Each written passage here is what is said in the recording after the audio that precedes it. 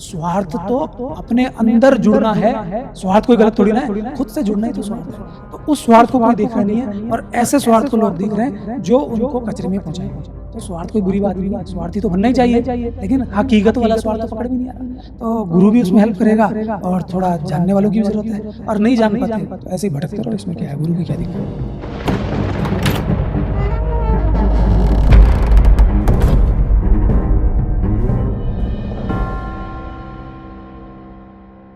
आपकी बातों से मेरे इतना समझ में आया है कि अगर गुरु नहीं मिलता है, देरी से मिलता है, आप खुद कन्फ्यूज़ हैं, आपको रास्ता नहीं मिलता, तो आपका ये जो आधार है सत्य, जहाँ तक समझ में आता है मेरे कि सत्य को पकड़ के चला जाए तो धीरे-धीरे दिमाग खुलता है और उसको महसूस होने लगता है अंदर से कि क्या सही है और कौन-सी संगत, वातावरण जो भी है वो उसके लिए ठीक है। क्या मैं सही हूँ?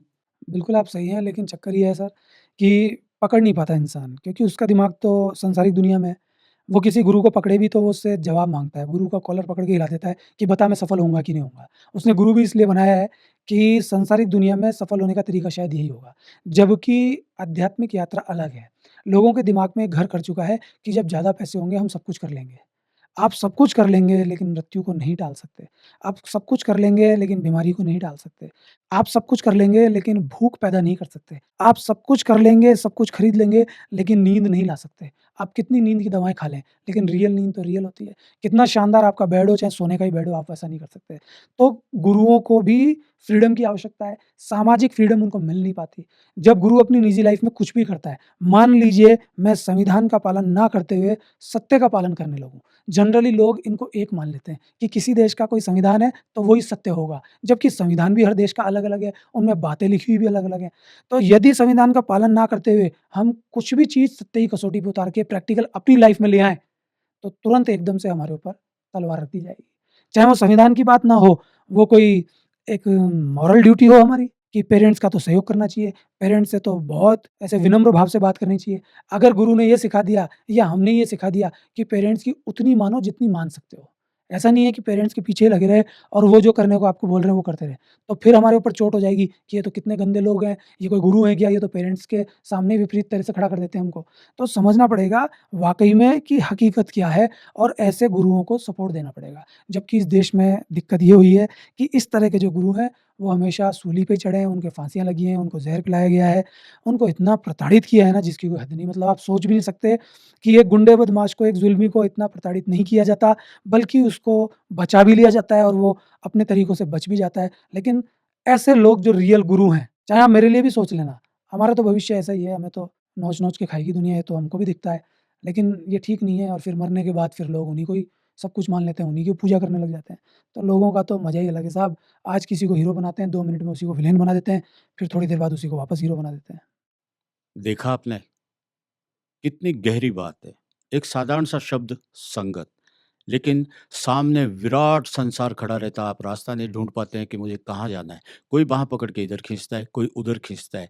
लेकिन अगर आप खुद एनालिसिस करते हैं कि मुझे कहाँ जाना है, तो अनमोल का रास्ता सही है, वो गुरु भी बताते हैं। आप खुद में भी उस पर मनन करके रास्ता पकड़ सकते हैं, वो है सत्य और सत्य तो कड़वा होता है, एकदम से डाइजेस्ट नहीं होता। अनमोल, एक संगत से आदमी जैसे कच्चा घड़ा होता है उसको बनाया जाता है, संगत उस पर वैसा असर करती है। लेकिन एक और शब्द है स्वार्थ, वो अपने भोग से जुड़ा हुआ रहता है। संगत अच्छा बनाए, सत्य पर आधारित तो सही रास्ते जाता है, लेकिन मानव हाड़ माँस का बना हुआ है। और मैं सामान्य आदमी की बात करता हूँ, जीनियस लोगों की नहीं, क्योंकि जीनियस बहुत कम होते हैं जो गुरु पद पर रहते हैं। तो आप ये देखो कि स्वार्थ जब उसका होता है तो वो सारी संगत में अच्छा होते हुए भी अपने स्वार्थ को पूरा करने के लिए वो सही या गलत तो उधर जाता है। उसका क्या रास्ता है? देखिए, देने वाला तो सब कुछ दे रहा है। गुरु तो पूरी तरह से बौछार कर रहा है। अपने प्रेम की भी कर रहा है, अपनी सत्यता की भी कर रहा है। ये तो लेने वाले पे डिपेंड करता है।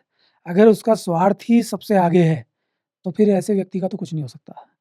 लेकिन मैं आपको कहूँ कि स्वार्थ भी सही चीज़ है, लेकिन सत्य के आधार पे होना चाहिए। अगर वो स्वार्थी सिर्फ़ इसलिए है कि उसका जो सांसारिक जीवन है वो फल-फूल जाए, लेकिन अंदर से वो कुढ़ रहा है, परेशान हो रहा है और वो उस बात को जानना ही नहीं चाह रहा कि मैं आखिर इतनी परेशानी में क्यों हूँ? मैं कई जगह घूम के आ गया, मैंने बहुत पैसा इकट्ठा कर लिया, मैंने मकान बना लिया, मैंने सब कुछ कर लिया, मैंने मज़े-मस्ती सब कर लिए, फिर भी मैं परेशान हूँ। अगर ये चीज़ उसको जाननी है, तो फिर निस्वार्थ होके उसको गुरु के पास जाना चाहिए और निस्वार्थ होके जाना तो चाहिए, लेकिन इसमें अपना आध्यात्मिक स्वार्थ देखना चाहिए। तो स्वार्थ तो अपने अंदर जुड़ना है, स्वार्थ कोई गलत थोड़ी ना है, खुद से जुड़ना ही तो स्वार्थ है। तो उस स्वार्थ को कोई देख रहा नहीं है और ऐसे स्वार्थ को लोग देख रहे हैं, जो उनको कचरे में पहुँचाएँगे। तो स्वार्थ कोई बुरी बात नहीं है, स्वार्थी तो बनना ही चाहिए, लेकिन हकीकत वाला स्वार्थ तो पकड़ में नहीं आ रहा। तो गुरु भी उसमें हेल्प करेगा और थोड़ा जानने वालों की भी ज़रूरत है और नहीं जान पाते, तो ऐसे ही भटकते रहो, इसमें क्या है, गुरु की क्या दिक्कत है।